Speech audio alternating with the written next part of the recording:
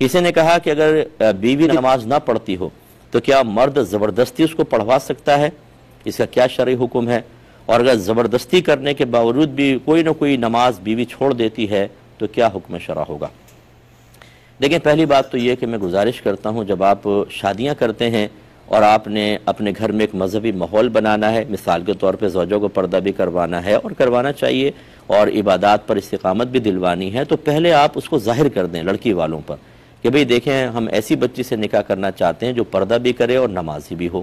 پہلی بات تو یہ، پہلے ہم نکاح حاصل کرنے کے لیے، ماں بھی کہتی ہے بیٹا خاموش رہنا، نکاح ہو جائے گا پھر دیکھ لیں گے۔ وہ بے پردہ آ جاتی ہے گھر میں، یا کہ کوئی خراب عادت میں ملوث ہوتی ہے، اور اسی طرح عبادات کے ترک کی عادت ہوتی ہے، پھر ہم چاہتے ہیں ایک دم وہ مذہب میں ڈھل جائے، اور اسی سے خرابیاں پیدا ہوتی ہیں۔ وہ کہتی ہیں آپ نے پہلے تو کچھ بھی نہیں کہا تھا، یہ پابندیاں میں برداشت نہیں کر سکتی، اور شوہر پھر وہ برا محسوس کر رہا ہوتا ہے، اور کچھ لوگ بھی اس کو اکساتے ہیں کہ یار تمہاری بیوی یہ نہیں کرتی، وہ نہیں کرتی۔ بھئی پہلے سے تیاری کرنی چاہیے تھی، ایک بات۔ دوسری یہ کہ چلیں اب ہو گیا تو کیا حکم شرع ہوگا؟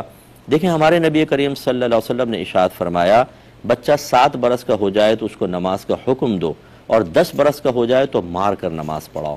جب بچے کے بارے میں جو بھی بالغ بھی نہیں ہوا، باپ کو مکلف بنایا گیا کہ وہ نماز کا حکم دے اور سختی کرے، تو پھر زوجہ تو بالغہ ہے اور مرد کی ایک طرح سے محکومہ ہے، تو اس کے لیے بھی سختی کرنا واجب ہوگی۔